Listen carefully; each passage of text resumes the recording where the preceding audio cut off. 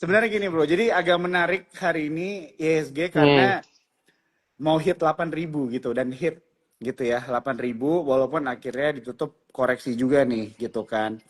Mungkin secara umum aja agak general gitu ya pertanyaannya, tapi gua yakin pasti teman-teman di sini juga punya pertanyaan yang sama. Tanggapan lo gimana nih bro melihat pergerakan IHSG kita selama 1 minggu ini, atau kalau mau Ya, kasih view mengenai hari ini aja juga boleh, silakan bro. oke. Thank you, Brojo, udah diundang Ya, sama Sukor ya. Basically 1 minggu ini tuh kayak semacam kejar tayang ya, kalau kita lihat ya. betul Jadi betul. kalau kita lihat nih agak kejar tayang. Kalau kita memang ingat gitu ya, kalau mungkin beberapa statement yang dari bursa efek segala macam, memang kan targetnya kan di 8.000 kan. Dan Hmm. kok sangat kebetulan kok bisa reach gitu ya di 8.000 gitu. Dan pas juga Pak Prabowo juga biasanya kan kalau presiden itu kan selalu memberikan nota keuangan, terus kondisi Hmm. ekonomi itu selalu sebelum sebelum upacara bendera biasanya gitu. Hmm. Jadi dia akan datang ke DPR, habis itu ngomongin soal gimana sih soal ekonomi kita setahun ke Hmm. belakang gitu, sama kira-kira prediksinya itu seperti apa. Terus Hmm. program-programnya. Jadi kita kan udah tahu ya. Mungkin banyak orang yang sudah bisa dibilang berekspektasi bahwa yang diomongin tuh soal ya tadi mengenai Hmm. IHSG 8.000 gitu kan, itu salah Hmm. satunya. Terus ada mengenai makan bergizi gratis gitu. Hmm. Jadi Hmm. ada beberapa program flagship lah ya kalau kita Ya. bilang dari Pak Prabowo yang diungkapkan juga kembali gitu. Terus soal pertumbuhan ekonomi yang 5,12% year on Ya. year, terus ada 4,04% quarter on quarter gitu. Hmm. Eh Again, kalau kita lihat memang indeksnya itu cuma di-carry oleh beberapa saham gitu. Kalau Hmm. kita lihat dari top 10 kan mungkin hampir 7 dari 10 ya, kita bisa bilang itu Hmm. sudah diisi oleh konglomerasi gitu. Hmm. Mungkin hanya 3 yang blue chip ya, yang dari top Hmm. 10 ya. Kalau nggak salah ada BCA, BRI, sama Mandiri kalau nggak salah, Hmm. cuma 3. Sisanya 7 lainnya itu adalah Ya. saham-saham konglo. Dan saham konglo yang fenomenal itu DCII sebenarnya. Hmm. DCII itu dari awal memang bukan berarti saham yang kita bisa bilang itu diperhitungkan oleh individual investor ya. Mungkin karena satu harganya memang mahal gitu. Hmm. Maksudnya satu satu lembar saham kan 300 ribuan ya, dan satu lot Ya. itu bisa 30 juta artinya. Jadi sangat mahal untuk di afford, tapi secara likuiditas itu sangat kecil, bro. Kalau kita lihat Hmm. transaksi hari ini aja cuma 18 M gitu untuk menaikkan valuasi DCI yang segitu tinggi gitu. Bahkan tadi gue ingat banget pas Pak Prabowo pidato waktu di 8.000 itu DCI itu 15%. Nah, Hmm. perlahan-lahan turun itu karena DCI juga gitu. Jadi memang kelihatan memang carry movernya itu dari sana. Makanya Hmm. kenapa kalau kita lihat juga mungkin menjelang libur juga ya. Mungkin Hmm. ini mengalami long weekend juga di Jumat, Sabtu, Minggu, Senin. Ini kan long weekend ya, bakal ke Ya. depan Sabtu, Minggu, Senin ini. Jadi orang mungkin akan cenderung tarik duit gitulah ya dari Hmm. pasar Hmm. saham atau tidak bermain di pasar saham untuk menikmati long weekend ini sampai Senin gitu. Jadi so far sih cukup wajar gitu ya kalau kita lihat Hmm. memang IHSG rally-nya sudah tahu kencang. Kemarin itu juga ada 1 minggu itu kan ngomongin soal cuan brand petro dan Hmm. segala macam, itu kan juga salah satunya gitu mengenai Hmm. MSCI. Jadi sama foreign flow juga baru masuk belakangan ini ya. Kalau kita lihat Hmm. banking juga baru masuk, terus ada yang cukup fenomenal dari segi blue chip itu Telkom sama Astra gitu. Ya. Kalau kita lihat ya. Jadi mungkin kita akan bahas lebih detail soal itu nanti. Ya, ya, oke. Thank you banget ya Bro ya untuk penjelasannya. Jadi teman-teman ini ada sedikit ringkasan dari Bro Arvin ya menilai, melihat bagaimana pergerakan ISG kita di hari ini atau bahkan di minggu ini juga begitu ya. Dan tentunya di sini ada beberapa teman-teman yang udah mulai bertanya-tanya. Jangan khawatir ya, nanti pertanyaan kalian akan kita coba jawab satu persatu ya. Oke, Bro, gue mau nanya deh. Jadi mengenai pidatonya Pak Prabowo nih gitu ya. Hmm, Mungkin hmm. kita masuk ke dalam ekonomi kita lah ya, domestik Ya, begitu kan.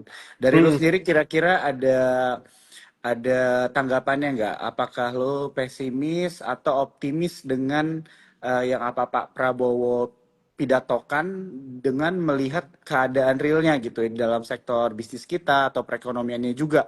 Karena gue sempat ada lihat tulisan gitu ya, salah satu dari analis juga begitu kan. Hmm. Katanya kalau memang benar investor memang percaya sama ekonomi Indonesia, harusnya di top leader itu di bursa contohnya adalah kayak BRI, BMRI, BNI. Tapi kalau Hmm, kita lihat kan tapi harganya di 4.000 gitu kan, salah satunya gitu ya, kan. Dan ini yang diharapkan ya, sebagai oli gitu ya, likuiditas gerakan ekonomi. Tapi yang sekarang bikin ISG naik tuh malah MSCI gitu kan, corporate action, bahkan sama merger acquisition emiten gitu kan, yang ngerti dapat ya. flow dari passive investing gitu kan. Jadi sebenarnya agak ada sedikit kebingungan gitu ya. Maksudnya ISG kita ini 8.000 bro, tapi big banks kita itu harganya prihatinkan lah gitu ya. Jadi Iya, gimana iya. tanggapan lo bro? Ada nggak?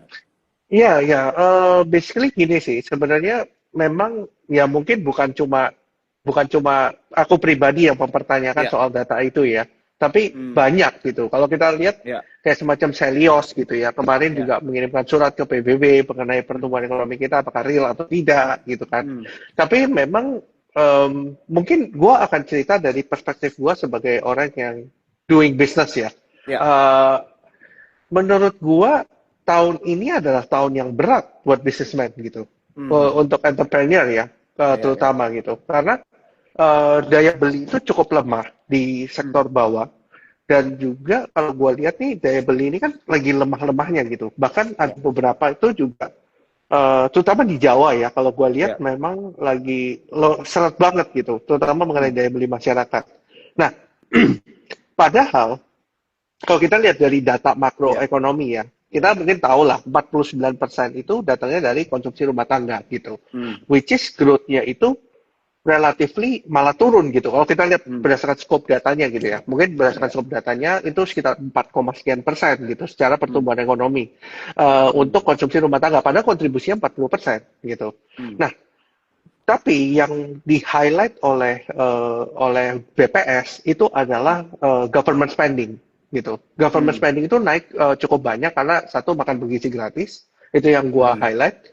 Dan yang kedua adalah mengenai government spending dari segi infrastruktur. Itu yang sering hmm, digaungkan juga sama ekspor. Ekspor kita naik ya, 10%, tapi perlu diingat juga ya bahwa ekspor ini adalah sesuatu yang sifatnya tidak normal di kali ini karena ada dorongan sebelum tarif itu muncul gitu. Jadi Trump itu kan hmm, menerapkan tarif kan juga kan. Amerika kan menerapkan ya, tarif. Jadi ada beberapa eksporter juga berusaha untuk mengirimkan barangnya lebih cepat gitu. Makanya hmm, ada dorongan itu. Nah, hmm, sekarang pertanyaannya yang menjadi pertanyaan besar gua, apakah memang perhitungan data BPS ini masih hmm, sesuai secara basket pertumbuhan ekonominya itu dengan yang sebelumnya nih.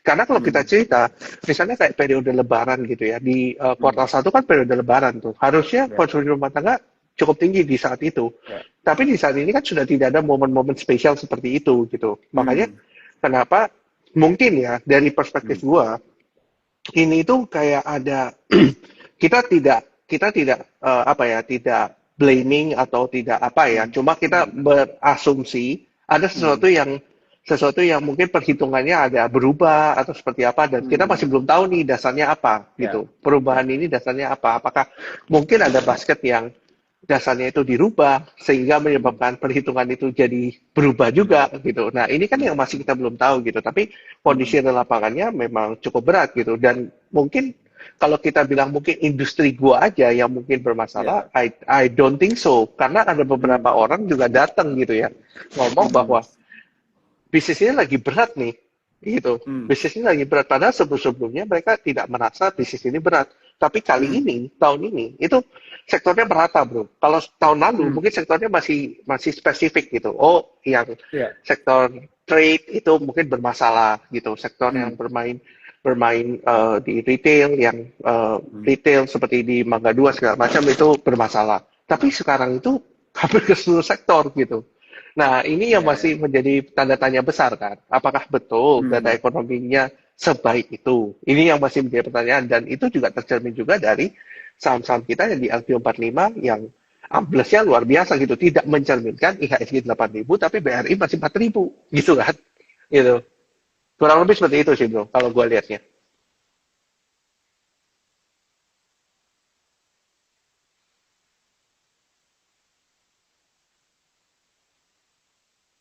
coding jaring terganggu ya, bro. Oke, udah aman bro. Halo, cek cek. Oke, cek masuk ya. Ya, Oke, aman aman aman. Ya, ada yang keputus nggak dari omongan gua? Nggak ada ya? nggak, udah aman aman. Tadi cuma Oke, di sip. belakangnya aja. Oke, sip. Oke, thank you ya bro ya untuk penjelasannya. Jadi mungkin ini jadi ajakan juga ya buat teman-teman mungkin untuk kita sama-sama tetap melakukan Dior ya atau Dior on research juga ya teman-teman ya. Jadi tidak Ya, hanya melihat laporan keuangan dari suatu emiten tapi juga kalian bisa mungkin mulai belajar baca-baca mengenai keadaan ekonomi di dalam negeri kita juga ya teman-teman ya. Karena tentunya akan selalu ada korelasinya nih antara pertumbuhan ekonomi kita dengan kinerja sektor-sektor bahkan masuk sampai ke dalam saham-saham yang kita koleksi begitu ya. Oke, ya, kita lanjut lagi ya bro ya. Jadi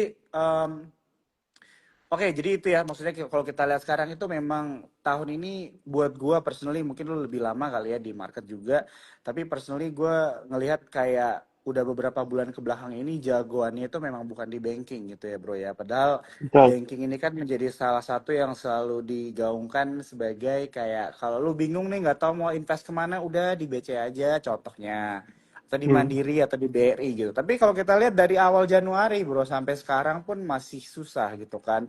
Dan kalau Ya, kita lihat kalau nggak ada saham konglomerasi gitu ya, contohnya seperti saham Pak PP bro, I don't think kita bisa sampai ke 8.000 gitu kan. Nah, tanggapan lo gimana nih bro melihat market yang udah mulai shifting nih karena kalau gue lihat juga kan sebenarnya udah mulai ada diskusi argumentasi antara investor fundamental gitu kan. Maksudnya kayak yes. kosong gitu loh sahamnya tapi Ya, kenapa ya, yang ya. lagi sekarang ya style-nya udah berubah lah nih bro. Lu ada nggak kira-kira yang bisa lu share atau mungkin tips buat teman-teman supaya jangan sampai mereka istilahnya salah kaprah nih maju ke depannya gitu. Karena memang suasana di ESG ini sekarang lagi banyak yang berbeda lah gitu. Ya, ya, ya. Memang gue bisa relate gitu ya. Mungkin ada Ya, beberapa orang yang mungkin fundamentalis banget dan melihat ya, bahwa saham konglomerasi ini kok nggak ada isinya hmm, tapi kok naik terus gitu kan. ya, Kita ya, bisa bilang dari kumpulan dari beberapa saham konglomerasi mungkin hmm, by ini kita ngomong berdasarkan buku ya. Kita ngomong ya, ya, berdasarkan buku. Berdasarkan buku ya memang net profitnya itu kecil banget. Kalau kita hmm, kombinasikan compare to the market cap kan. hmm, Apalagi kalau kita cerita ya for big bank saja deh dilawanin sama banyak hmm, saham konglo, mungkin saham konglo ini market cap-nya jauh lebih besar tapi dengan ya, earnings yang jauh lebih kecil gitu. hmm, Nah, nah itu yang menyebabkan kenapa kita bisa bilang bahwa di IHSG ini lagi kesulitan pilihan sih bro, lebih tepatnya hmm, ya. hmm, Karena kalau kita bicara banking, banking kan asing driven ya, kita bisa bilang ya, foreign driven kan. ya, Sementara foreignnya sendiri juga setengah-setengah gitu, mau masuk ke hmm, Indonesia gitu. Karena hmm, kemarin itu kan balik lagi kan, hmm, foreign itu masuk ke Indonesia, itu selalu masuknya dari bonds dulu bro. hmm, Selalu, dan masuknya dari bonds dulu. Kalau bondsnya sudah mahal, baru dia masuk ke equity gitu kan. hmm, Tapi ini akan berbeda ceritanya ketika Indonesia itu menawarkan growth gitu. Secara pertumbuhan hmm, ekonomi memang bagus. Nah, itu mungkin dia akan lari spillover ke equity. Tapi hmm, nyatanya di saat ini justru investor asing itu banyak lari ke bonds dulu gitu. Makanya kenapa hmm, kita lihat bonds inflow kan beberapa ya, bulan terakhir itu hmm, orang hmm, kalau mau punya exposure di Indonesia itu pasti masuknya bonds gitu asingnya. ya, Karena bondsnya sudah hmm, mahal, maka terjadi spillover ke stock hmm, market. Dan pilihan ke ya, stock market itu ya nggak jauh-jauh, BRI, BNI, Mandiri, hmm, sama BCA. Karena empat ini kan yang jadi pilar kan untuk foreign hmm, gitu. Cuma kita harus sadari juga bahwa fundamental dari banking itu tidak begitu tanda kutip tidak begitu oke sekarang ini gitu. Kita bisa hmm, lihat earning growth-nya turun gitu kan. hmm, Bahkan hmm, ada yang minus gitu. Meskipun hmm, katakanlah kita ngomong BCA gitu ya. hmm, Memang masih mencatatkan earning growth gitu, tapi based on average itu sudah lebih rendah daripada average katakanlah 5 tahun terakhir gitu. hmm, Itu lebih rendah sekarang ini. ya, Nah, sesimpel kenapa kok lebih rendah? Karena yang pertama, bank ini lagi ngerem ngerem ngasih pinjaman juga karena dia ngelihat hmm, kondisi ekonomi yang tidak menentu dan segala hmm, macam. Makanya dia tidak mau lend their money out gitu kan. ya, Karena mereka berpikir bahwa ya kalau gue lend my money out juga, nanti kalau gagal bayar juga net profit gue akan drop gitu. Daripada gitu, gue masuk ke instrumen yang rendah resiko, tapi returnnya hmm, kecil. gitu kan. Itu Ya. salah satunya. Yang kedua adalah yang perlu kita ingat bahwa bisnis dari perbankan adalah eh, gagang uang, bro. Ibarat kalau gua mau nabung di BCA, di depositonya BCA misalnya, Mhm. BCA akan memutar uang gua untuk jadi kredit lagi, Mhm. jadi kredit kan, gitu. Mhm. Nah, masalah dengan sekarang adalah kalau kita lihat data loan to deposit ratio atau Ya. LDR, itu sudah hampir mentok semua, terutama bank BUMN ya. Kita cerita bank Mhm. BUMN itu, Bank Mandiri itu sekitar 90% plus, BNI juga 80 menjelang 90, BRI juga segituan, bro. Jadi makanya kenapa ketika kita mengharapkan business banking itu bisa very perform, itu tergantung dari LDR ini masih splitnya masih berapa persen, bro. Supaya dia bisa ngasih ngasih ngasih loan growth yang lebih gitu kan. Nah Mhm. sekarang ini nggak bisa karena ya itu tadi loan to deposit ratio-nya sudah mentok gitu kan. Nah gimana caranya loan to deposit ratio ini bisa naik lagi? Salah satu caranya adalah nurunin suku bunga, ya kan? Mhm. Salah satu Mhm. caranya adalah nurunin suku bunga supaya ada orang yang ibaratnya kan orang sekarang itu banyak main di obligasi kan, karena kuponnya Ya. tinggi gitu kan. Nah, gimana kalau suku bunganya turun, berarti kan kupon pemerintah obligasi berikutnya nggak mungkin setinggi sekarang kan, makin turun kan. Sehingga ada spillover lari ke deposito segala macam. Itu bisa meningkatkan loan to deposit ratio-nya gitu. Yang kedua mungkin juga dari segi recovery di sektor komoditi karena kita kan di commodity play kan kita itu main di Mhm. nikel batu bara segala macam kan kalau misalnya ekspor kita itu bisa naik lagi otomatis nanti kan perusahaan-perusahaan ini juga akan terima duit dan ditaruh di perbankan kan dan perbankan ini bisa loan lagi gitu. Nah Mhm. ini berhubungan ceritanya dengan Astra dan Telkom tadi kan kalau kita cerita kan kenapa ya kok Astra dan Telkom tuh naiknya banyak gitu kan compare Ah, to banking ya gitu. ya. Kenapa? Karena sesimpel bahwa asing itu belum melihat adanya proxy yang baik di bank gitu, secara earning growth kan. Hmm. Nah, tapi di satu sisi gue mau punya exposure di Indonesia di satu sisi gitu. Nah, daripada gitu, gue ibaratnya ya udah, gue akan ambil exposure di saham-saham non banks gitu. Itu sih bro. Ya. Oke, jadi ini mungkin buat teman-teman ya yang mungkin masih hold di banking atau mungkin lagi bertanya-tanya ya mengenai sektor banking atau lebih specifically Hmm. Big Four kita ya. Jadi Ya, memang ada sedikit eh, pressure ya di earning growth-nya gitu ya. ya, Kalau misalnya dilihat secara cepat mungkin masih bagus gitu ya, tapi kalau kita lihat average ke belakangnya mungkin memang ada penurunan lah ya bro ya, dibilangnya ya, gitu kan. Jadi ini mungkin yang menjadi salah satu pertimbangan juga kenapa memang performance-nya untuk saham ini masih kurang menarik ya teman-teman ya. Nah mungkin ya, pertanyaan lanjutan gua bro, mumpung kita lagi di topik mengenai banking ini, ya, kan minggu depan tuh kalau nggak salah ada pengumuman The Fed juga ya. ya, Ya, begitu ya, benar ya. Kalau nggak salah ya, minggu depan Jerome Powell akan announce atau akan membicarakan lagi mengenai suku bunga nih. Nah, ya, tanggapan lo gimana nih, bro, melihat kalau misalnya memang ada penurunan suku bunga dari Amerika Serikat dan gue mau nambahin pertanyaannya, mungkin bisa bantu dijelaskan nih, bro, kira-kira apa hubungannya penurunan suku bunga di The Fed sampai bisa ada dampaknya ke IHSG, begitu. Karena ya, mungkin di sini ada oke, teman-teman kita juga nih yang baru mulai investasi yang ya. ingin mulai belajar nih istilahnya. Silakan, Bro. Oke, oke. Mungkin aku revisi gitu ya. Minggu depan ada event yang namanya Jackson Hole. Jackson Hole itu adalah di mana Jerome Powell itu akan memberikan speech lah terkait kondisi ekonomi segala macam, mirip dengan Pak Prabowo sekarang lah gitu. Jadi dia akan Mhm. cerita soal gimana sih data ekonomi sekarang, inflasinya Oh. seperti apa. Mungkin seperti lebih ke arah situ sih. Dan itu akan menggambarkan gimana The Fed itu akan bertindak berikutnya gitu. Nah, Mhm, mhm. The Fed itu akan memutuskan suku bunga itu September. Itu yang paling dekat Oh gitu. ya, ya. Sekitar sebulan lagi lah, sebulan dari sekarang. Ya. Gitu. Nah, berdasarkan konsensus September itu akan terjadi pemotongan suku bunga yang pertama kali gitu. By konsensus ya per hari ini gitu. Mhm. Kita kemarin itu dikejutkan dengan satu data rilis dari Amerika adalah data PPI atau Producer Price Index gitu. Ya. Producer Price Index ini itu menentukan data CPI ke depan atau Core Price Mhm. Inflation ke depan gitu. Nah, Mhm. kemarin itu data Producer Price Index itu naik hampir 4 kali lipat dari konsensus. Jadi Ya. konsensusnya itu 0,2, sekarang itu 0,8 atau 0,9 gitu, kalau nggak salah ya. Dan itu bikin market tuh agak sedikit panik gitu, karena ibarat kalau misalnya produsen aja dapat bahannya itu untuk produksi itu segitu mahalnya, gimana dia mau lempar ke customer kan? Pasti lebih mahal lagi gitu kan? Karena terjadi yang namanya inflasi. Itu inflasi kenapa terjadi? Karena tarif, bro. Jadi gua ada Mhm. dapat beberapa data point, itu adalah data mengenai steel ya. Besi itu naik, tarifnya itu naik 25% gitu. Mhm. Jadi itulah yang bikin kenapa ada potensi inflasi kan ke depan. Mhm. Makanya Mhm. ketika terjadi potensi inflasi ke depan, maka the Fed itu tidak bisa memotong seagresif sebelumnya yang diekspektasikan oleh pasar. Mhm. Nah, sekarang kenapa Ya. kok Indonesia itu perlu sekali terjadi rate cut kan? Oke, gua akan bahas dari Mhm. sisi ini gitu.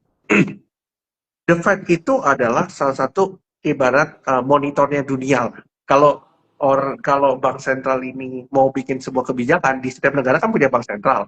Dia itu Mhm. harus melihat Amerika sebagai patokannya. Kenapa? Mhm. Karena financial market itu kebanyakan tuh di Amerika, bro. Mau Mhm. hedge fund, mau apa, itu semua di Amerika semua gitu. Otomatis, kalau misalnya Amerika itu menaikkan suku bunga, biasanya itu akan diikuti oleh emerging market juga untuk menaikkan suku bunga. Biasanya gitu. Kenapa? Karena contohnya kita Indonesia sebagai emerging market gitu ya, atau negara berkembang gitu. Kalau aku dikasih apa ya, dikasih semacam opsi gitu ya. Katakanlah kita ngomong Amerika ini kayak Bank BCA lah ibaratnya. Bank yang terkenal, kita Mhm. kita tahu reputasinya bagus gitu ya. Terus kita bandingin sama bank lain yang mungkin reputasinya nggak begitu terkenal tapi kasih return tinggi gitu kan. Ya. Nah, pertanyaannya adalah ketika suku bunganya si bank BCA ini ikutan naik, misalnya depositonya berani ngasih lebih tinggi gitu kan, mendekati yang bank yang kurang terkenal ini tapi ngasih return juga sangat tinggi, ya kita akan beralih ke BCA kan. Gitu. Mhm. Makanya kenapa setiap negara berkembang itu pasti ada yang namanya spread gitu. Mhm. Jadi antara suku bunga negara berkembang dan suku bunga negara maju itu harus ada spread karena ibarat kalau kita investasi di negara berkembang itu kan jauh lebih berisiko, bro. Gitu Ya. kan. Makanya kenapa harus ada Mhm. premium return gitu. Makanya Mhm. kenapa makanya kenapa suku bunga negara berkembang itu selalu lebih tinggi daripada suku bunga negara maju. Itu sudah hampir Mhm. pasti gitu. Gitu. Nah, sekarang permasalahannya kenapa kita butuh Amerika untuk memotong suku bunga? Karena kalau Amerika memotong suku bunga, kita juga bisa memotong suku bunga juga gitu. Mhm. Kalau kita bisa memotong suku bunga, itu akan bikin banyak sekali interest payment dari corporations atau dari perusahaan-perusahaan besar. Ini kan juga akan turun kan beban Mhm. bunganya mereka. Otomatis akan ada uang lebih untuk ekspansi dan segala macam gitu. Dan apalagi dengan penurunan suku bunga, otomatis perusahaan ini akan incentivize lah dalam tanda kutip atau diberikan insentif untuk minjem lagi gitu kan karena bunganya jauh lebih murah daripada sebelum-sebelumnya. Jadi sekarang ini kalau The Fed memotong suku bunga dan BI juga memotong suku bunga di saat yang sama, Mhm. maka rupiah kita itu juga nggak ikutan ambruk, bro. Karena kalau Mhm. spreadnya terlalu dekat, akan terjadi significant outflow kan. Karena orang lebih milih invest Mhm. di US saja atau mending tukar ke mata uang USD terus dia invest di bond market sana gitu misalnya. Kayak gitu sih, Ya. bro, logikanya. Oke, thank you banget nih Bro Arvin. Kita dapat mini mini short lecture ya. Jadi buat teman-teman nih ya yang mungkin baru mulai trading atau investasi, pengen melihat ya korelasi dari fenomena-fenomena ekonomi global gitu ya yang bisa berdampak ke ISG atau bursa itu seperti apa tadi sudah dijelaskan contohnya ya. Dan aku mau ingetin sekali lagi buat teman-teman yang baru join selamat datang ya. Jadi malam hari ini kita ngobrol dengan Bro Arvin Honami dan kalau misalkan ketinggalan tadi banyak banget insight-insight menarik yang dijelaskan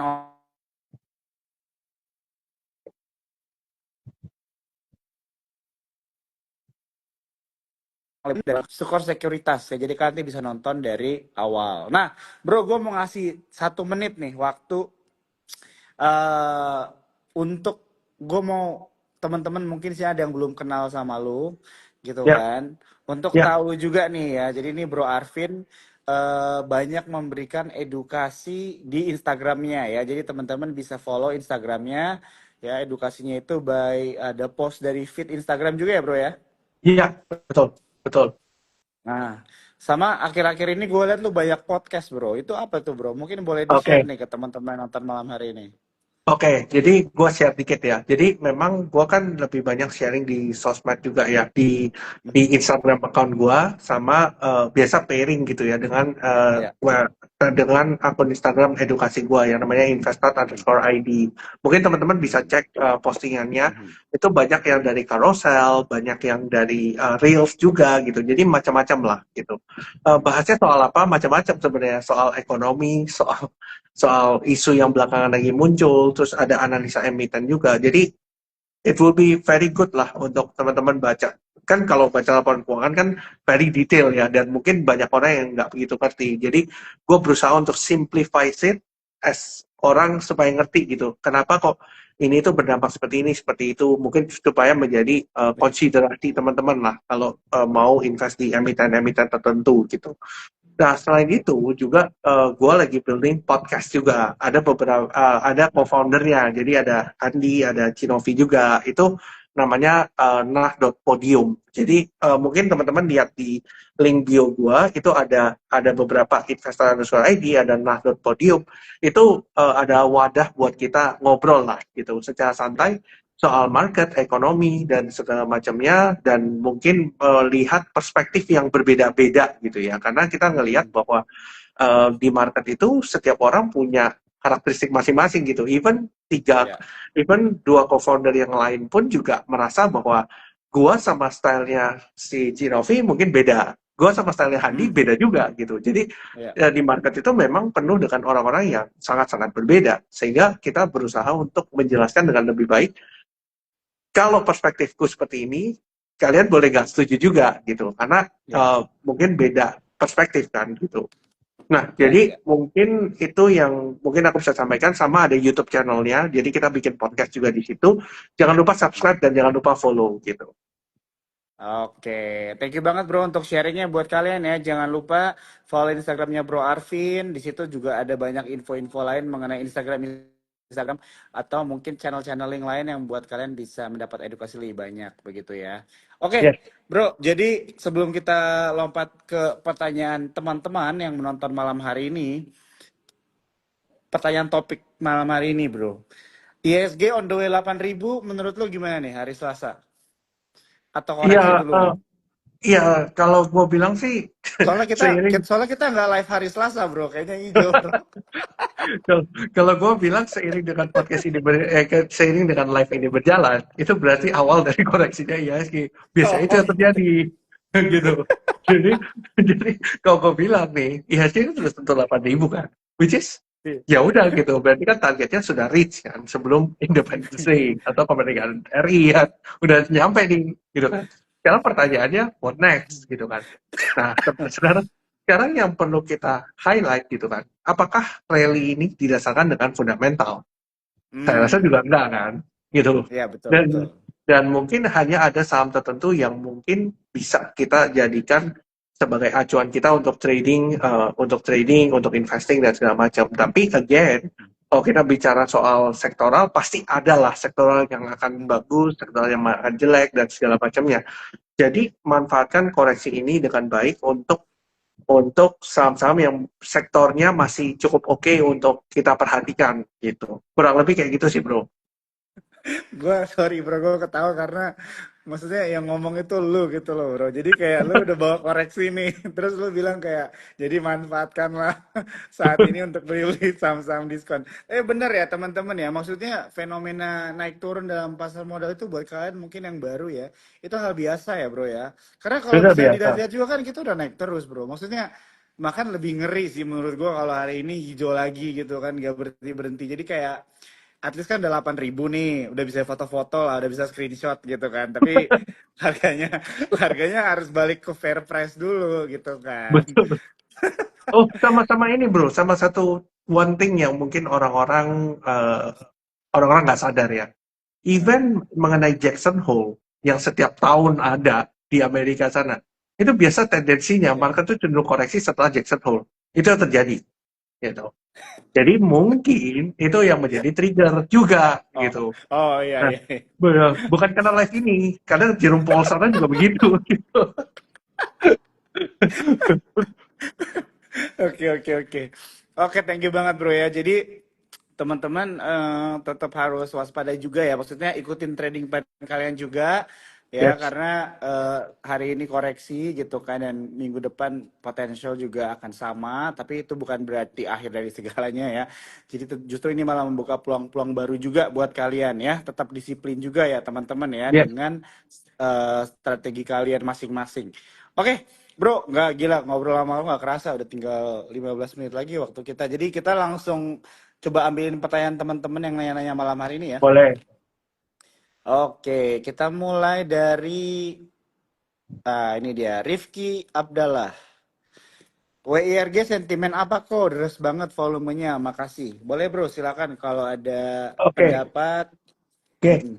WIRG ini salah satu yang gua mention juga dari komunitas gua juga gitu. Kita notice saham ini tuh around 110 sama 80-an gitu waktu itu ya. Karena gini sih bro, sebenarnya kalau kita bicara makro ya, kita nggak bicara yang lain. Kita bicara makro, Ya. sebenarnya tendensi kan memang mengalami suku bunga turun kan sekarang ini gitu. Dan oke, kalau kita bicara soal US itu akan potong suku bunga, itu tidak mungkin tidak diikuti sama kita yang potong suku bunga juga gitu biasanya ya, karena Ya. kita ini kan lagi berusaha untuk menstimulate economic growth kan, meskipun dia tadi kan sempat dipertanyakan juga mengenai yang tadi 5,12% year on year gitu kan. Tapi again, gue ngelihat dari sisi BI juga punya urgensi juga untuk memotong suku bunga juga kalau the Fed-nya juga ikut potong gitu. Karena sekarang itu yang menjadi masalah BI itu bukan lagi soal pertumbuhan ekonomi kita yang terkontraksi, tapi lebih ke arah currency rate sebenarnya. Dan sekarang currency rate kan juga sudah berada di sekitar 16.000 kecil kan, bukan seperti dulu 16,5, 16.600 gitu. Nah, makanya kenapa kemarin itu BI berani untuk memotong suku bunga lebih awal daripada The Fed gitu kan. Nah, otomatis itu akan memberikan sentimen yang baik buat tech company gitu. Ya. Karena sesimpel bahwa kalau kita ngerti bisnis model dari tech company, bisnis model dari tech company itu butuh ekspansi yang luar biasa biasanya gitu. Terutama mengenai ya mungkin ada beberapa hardware yang mereka harus invest dan segala macam gitu ya. Dan itu kan nggak mungkin pakai cash perusahaan. Pasti mereka pakai loan dan segala macam, pakai utang dan segala macam. Makanya kenapa ketika suku bunga turun, ini justru emiten-emiten ini dapat panggung lagi gitu. Dan itu pun juga terjadi waktu tahun 2021 kalau kita ingat gitu. Kalau tahun 2021 itu kan tech juga main kan di saat itu karena ya itu tadi suku bunga rendah, itu suku bunga yang turun atau rendah itu justru menguntungkan tech company gitu as a Mm-mm. whole. Cuma di case yang WIRG ini sebenarnya mungkin ya, mungkin. Kalau melihat dari volumenya segede ini, seharusnya ada sesuatu yang kita masih belum tahu di depan apa, gitu. Mm-mm. Karena kita ngelihat juga hal yang sama terjadi di MTech. Kita juga Mm-mm. lihat hal yang sama terjadi di Buka.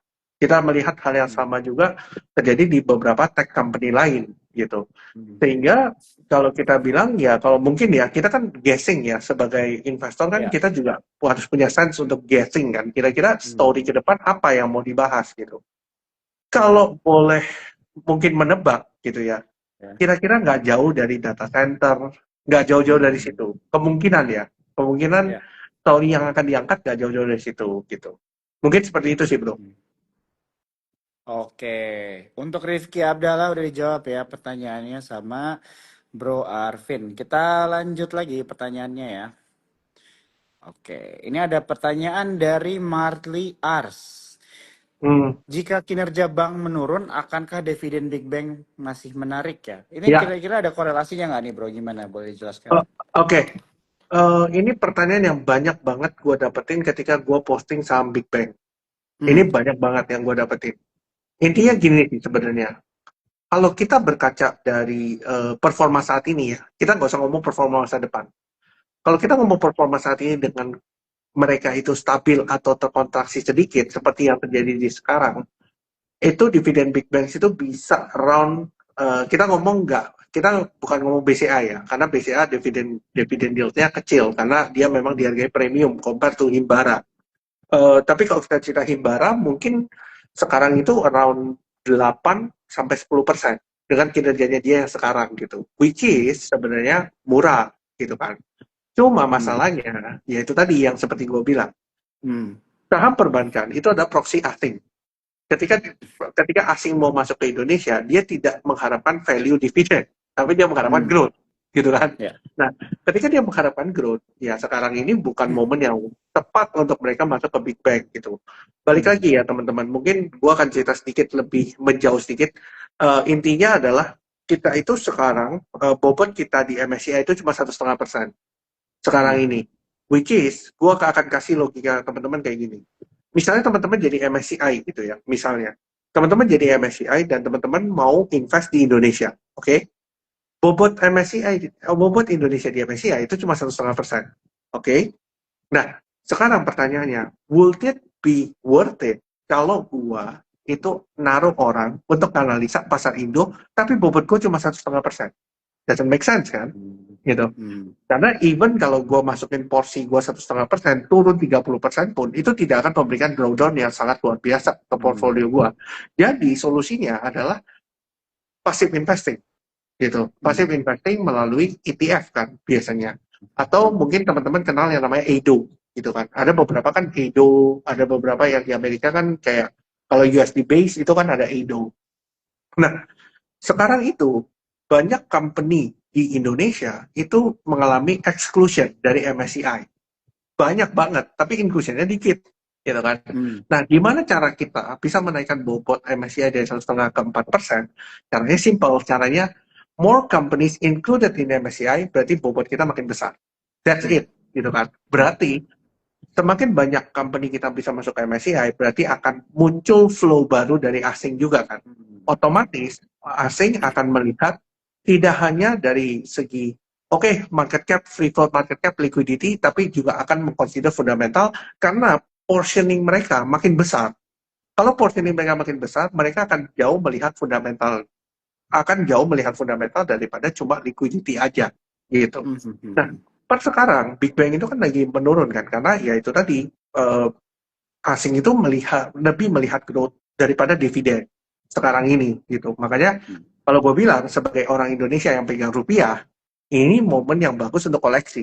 Tapi Hmm. jangan berharap jangka pendek ini bisa langsung naik beterbangan. Jangan harap Hmm. seperti itu. Tapi koleksilah nanti 1-2 tahun baru mulai, kalau ada improvement dari kinerja ekonomi juga, kan ekonomi itu kan nggak mungkin dibawa terus kan. Ya. Ujung-ujungnya pasti ada stimulus untuk jack up ke atas juga kan, ujung-ujungnya gitu. Jadi gue lihat bahwa ya sekarang ini momen yang tepat untuk koleksi, tapi jangan berharap dalam waktu dekat bisa naik. Itu aja sih Hmm. kalau dari gue. Oke, wah ini penjelasannya luas ya teman-teman ya. Jadi harapannya buat kalian juga bisa jadi belajar ya, melihat pergerakan atau mungkin juga bisa dibilang bagaimana value dari valuasi dari ISG di MSCI itu seperti apa ya.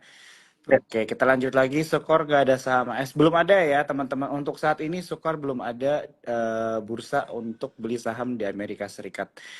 Oke, kita lanjut lagi. Oke. Dari Pak Aldebert Andi, gue pin komennya. View mengenai saham cuan bro, gimana nih tanggapannya? ya, cuan itu masuk ke dalam indeks MSCI ya. Setelah free Ya. float-nya kemarin Pak Prayogo, ada beberapa melepas saham cuan juga gitu untuk kepentingan free float ya. Mhm. Um, Cuan akan efektif masuk ke MSCI itu tanggal 26 kalau gua nggak salah ingat ya. Dan sekarang itu mengalami koreksi ya.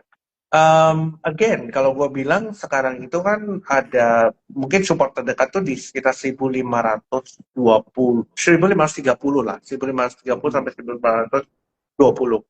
Gue rasa per sekarang kita ngelihat daerah itu sebagai support penting dulu untuk sekarang ini gitu, karena kemarin itu cuan itu sebenarnya sudah berkali-kali mencoba untuk melewati 1625, tapi gagal gitu, banyak seller sepertinya. Ini Hmm. lebih, cuan itu lebih sulit naik ketimbang Petro. Kalau kita lihat kan cuan sama Petro kan sama-sama masuk MSCI kan. Tapi cuan ini yang agak berat nih sepertinya. Petro ini agak lebih enteng. gitu. Tapi hari ini juga mereka sama-sama turun dan lumayan dalam gitu. Jadi kalau gua lihat sih kemarin itu sebenarnya is a warning sign juga ketika cuan itu tidak bisa break di atas 16.20 gitu. Jadi sebenarnya kalau teman-teman lihat bahwa ketika cuan itu tidak bisa breakout di atas 16.20, itu menjadi warning sign sih buat teman-teman yang pegang cuan gitu. Jadi mungkin cuan itu bisa nguji lagi daerah 15.30 sampai 15.20 gitu. Berharap level sini nggak jebol. Kalau jebol lagi, mungkin bisa ke 14.20 sampai 14.30 gitu. Mungkin seperti itu sih bro, kalau sekarang. Oke, siap. Thank you ya. Udah dijawab bro. Untuk Aldebert udah dijawab ya untuk view cuannya. Oke, ini ada pertanyaan dari Aksensi ya. Jadi ini pemula nih bro. Pemula kok, apakah ISG bisa mempengaruhi kenaikan harga setiap emiten? Kalau benar begitu, kenapa MSCI Ratu Brand justru malah turun, nggak naik-naik? Silakan bro, dijawab. Iya, sebenarnya gini sih, IHSG itu tidak mempengaruhi kenaikan harga saham setiap emiten gitu. Hmm. Kadang IHSG naik bukan karena saham-saham yang ada di dalam 500, katakanlah sekarang itu di IHSG kan ada 900 saham gitu kan. Hmm. Tapi IHSG ada 900 saham, tapi kan tidak semua itu berkontribusi signifikan terhadap kenaikan Ya. IHSG. Kalau kita cerita kenaikan IHSG itu banyak di-drive oleh saham-saham big cap yang konglo, gitu kan. Hmm. Saham-saham big cap yang konglo, ini yang mempengaruhi IHSG sangat gede, gitu. Nah, Hmm. pertanyaannya kan tadi kan, apakah IHSG bisa mempengaruhi kenaikan harga setiap emiten? Jawabannya tidak, gitu. Hmm. Ya, tapi ada beberapa emiten yang bisa mempengaruhi kenaikan IHSG gitu, karena market cap-nya yang cukup besar gitu. Hmm. Nah, kenapa MSCI seperti Ratu, Brand yang Ratu yang masuk MSCI ya, tapi Hmm. Brand ini yang nggak masuk. Kalau nggak Iya. salah, Brand kan nggak masuk MSCI ya. Jadi kenapa nggak naik-naik? Ya sesimpel ya mungkin masih ada yang mau ngumpulin barang, mungkin juga masih ada yang masih ada seller gitu kan bisa Hmm. aja gitu. Contohnya seperti brand misalnya, brand itu kan nggak masuk MSCI, tapi kan ada indeks FTSE yang berikutnya Hmm. gitu. Apakah sekarang ini kan Green Era Energy ya kalau nggak salah, itu kan one of the biggest shareholder di brand, itu juga sudah beberapa melepas sahamnya juga gitu. Hmm. Apakah ini untuk kepentingan MSCI? We never know gitu kan. Tapi Hmm. kita coba bisa menganalisa dari segi teknikalnya aja gitu. Teknikal sama flow-nya apakah benar masuk atau seperti apa. Karena sekarang itu kalau gue perhatiin ya bro ya, saham di Hmm. MSCI itu sekarang nggak bisa tanda kutip dibodohi lah dulu. Kalau dia dulu kan kita kan front run dulu baru dia makan di akhir gitu. Iya. Dan sekarang itu sepertinya gameplaynya berubah. Hmm. Gameplaynya adalah seperti kasusnya Cuan ya. Ini kita ngomong Hmm. kasusnya Cuan. Ya. Cuan itu sudah terjadi inflow sebelum ada pengumuman MSCI gitu. Sebelum Hmm. ada pengumuman MSCI ada yang ngumpulin barang. Begitu juga dengan Petro gitu. Makanya kenapa akhirnya reaksinya ketika masuk ke dalam MSCI malah turun kan, kebalik, Hmm. asingnya malah jualan ke kita gitu. Nah mungkin asingnya baru buyback di bawah lagi gitu. Jadi Hmm. gameplaynya itu berbeda sekarang ini. Jadi kita nggak bisa mengharapkan gameplay yang lama akan berulang lagi di gameplay yang baru ini gitu. Jadi kita sendiri sebagai investor harus very adaptif lah dengan kondisi Hmm. market saat ini. Memang kondisi market sekarang ini gampang berubah. Menurut gue seperti itu sih. Oke, gue suka banget nih kata-kata dari Bro Arvin adaptif ya. Jadi teman-teman di sini juga ya buat kalian itu juga harus bisa beradaptasi dengan keadaan market sekarang. Kira-kira style atau mungkin juga sektor apa gitu ya yang bisa memberikan profit ya teman-teman harus bisa mengambil kesempatan itu ya. Kadang-kadang mungkin ini jadi salah satu problem kita juga ya, di mana kita terlalu stuck atau mungkin terlalu fokus ke satu sektor saja atau satu saham saja yang dimana mungkin memang lagi belum masanya. Karena ada kata-kata yang bilang setiap saham itu ada masanya, setiap masa itu ada sahamnya gitu ya. Betul. Jadi teman-teman mungkin bisa mengingat kata-kata itu juga ya. Oke, kita lanjut lagi. Ini ada pertanyaan dari Harley Landres ya. Ini ada dapat 2 likes nih. Narasi tentang pemerintah bro, ini gue baca sih sebenarnya tadi ya. Di berita juga Hmm. ada mengenai ambil alih saham BCA 51% bro. Gimana nih bro? Itu kan salah satu pernyataan dari ekonom UGM ya, kalau gue nggak salah ingat, Hmm. itu gue sempat baca sih mengenai Ya, ya, pernyataan itu ya. Tapi memang kan, ya kalau gue bilang kan BCA itu kan bukan bank yang bisa bisa apa ya, ya.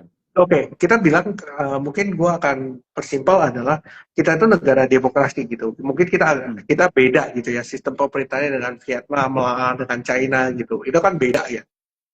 Kalau di Indonesia ini kan sistemnya demokrasi ya, di mana kalau Hmm. kita cerita BCA ini kan di-own oleh Jarum Group gitu atau salah satu konglomerasi di Indonesia gitu ya. Dan I don't think sekarang ini ya, maksudnya meskipun memang ada masukan gitu ya dari ekonom untuk mengambil alih BCA 51%, but then again, kalau mereka mau ambil alih harus ada yang jual juga kan, gitu. Iya. Iya dong, nggak mungkin Ya, mereka ya, ambil ya. alih gitu tanpa ada jualan gitu kan nggak mungkin juga gitu Heeh. kan. Dan antara mau beli Oke. oke, tapi ada yang jual nggak? Kan nggak ada gitu.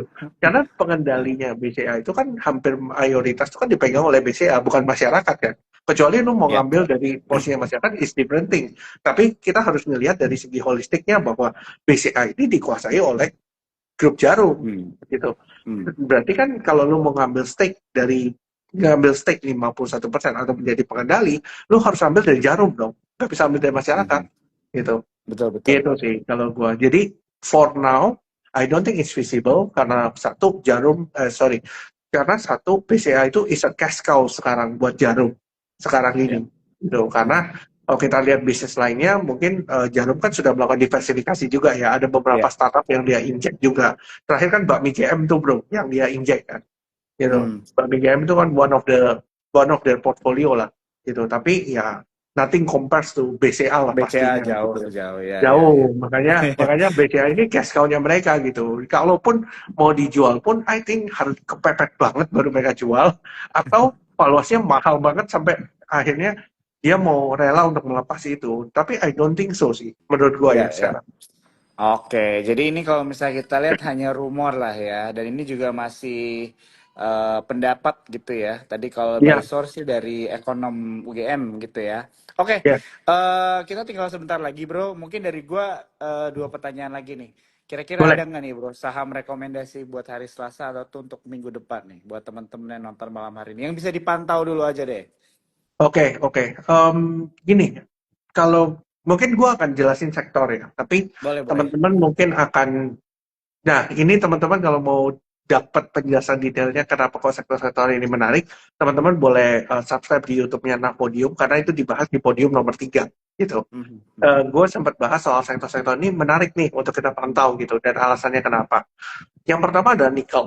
Karena nikel itu berhubungan dengan hilirisasi gitu kan. hmm, Dan itu adalah sektor-sektor yang bermain di tahun 2021 dan alasannya karena hilirisasi nikel itu butuh ekspansi atau capex yang luar biasa tinggi.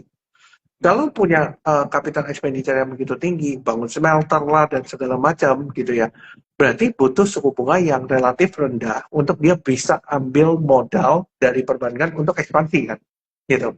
Makanya kenapa nikel itu bearish di 2022 karena proyek hilirisasi itu tidak bisa berjalan dengan baik karena dia tidak bisa ambil kredit dari perbankan, hmm, gitu. Itu yang pertama. Yang kedua ada tech, gitu kan.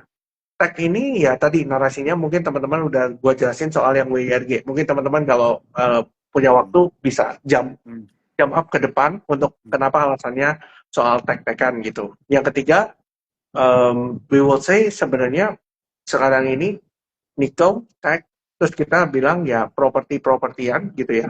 Kita properti-propertian sekarang itu kan lagi bergerak kan akhir-akhir ini gitu kan. Properti ini lagi bergerak akhir-akhir ini, tapi kita masih belum tahu apakah ini ada flow yang sustain atau enggak gitu. Karena again ya, mungkin gua sama Brojo sudah sering ngomong gitu soal properti gitu ya. Kita ya, ngomong pada saat komoditi boom, besoknya properti gitu ya. kan. Nyatanya flow itu tidak pernah datang gitu kan. Hari ini baru datang gitu. Nah, jadi seperti itu. Makanya kenapa kita mau lihat flow-nya konsisten apa enggak. Itu yang ketiga. Yang keempat ada CPO. Karena CPO ini juga sama kasusnya dengan properti. Dulu kita waktu tahun 2021 2022 sorry, waktu perang Hmm, Rusia Ukraina pecah, kita tahu tuh harga CPO per ton itu adalah 5.000 ringgit per ton gitu. Nah, hmm, sekarang itu harga CPO itu 4.000 ringgit per ton. hmm, Nah, tapi harga sahamnya CPO itu naiknya ketika 4.000 ringgit per ton loh.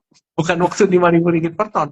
Waktu 5.000 ringgit per ton harga saham CPO itu sideways. hmm, Mungkin adalah karena perbedaan kebijakan gitu ya. Mhm. Perbedaan kebijakannya adalah kalau dulu kita ingat Pak Jokowi itu lebih banyak dulu itu lebih banyak melarang ekspor. Dulu kan waktu tahun 2022 kan minyak goreng langka lah dan segala macam Ya. kalau teman-teman ingat ya.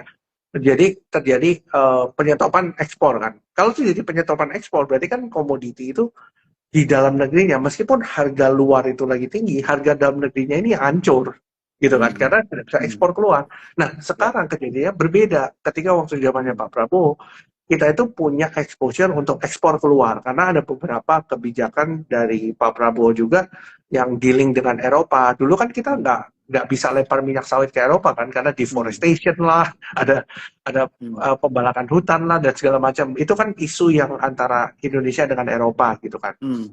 Nah, sekarang kita ngelihat bahwa ada terjadi deal yang di luar ekspektasi gitu. Di Ya. luar ekspektasinya adalah ternyata mereka udah mulai menerima nih minyak kelapa sawit karena mereka mengalami perang tarif dengan Donald Trump Mhm. gitu kan. Ya. Donald Trump itu kan biasanya US sama Eropa ini kan sekutu kan, tapi Mhm. juga diperangin gitu. Jadi Mhm. sekarang itu Donald Trump itu tidak hanya memerangi yang kontra sama dia, tapi sekutunya pun juga diperangin gitu. Mhm. Sehingga sehingga si Uni Eropa ini berusaha untuk threaten lah ya untuk mengancam si Donald Trump, gua nggak akan import dari lu nih soal soybean oil. Jadi ada satu komoditas tuh namanya soybean oil atau minyak kedelai gitu. Mhm. Biasanya itu yang diimpor dari Amerika gitu. Mhm. Nah, karena dia tidak impor dari sana, berarti harus ada substitusinya. Substitusinya adalah itu tadi, substitusinya Ya. adalah minyak kelapa sawit, gitu kan Mhm. substitusinya.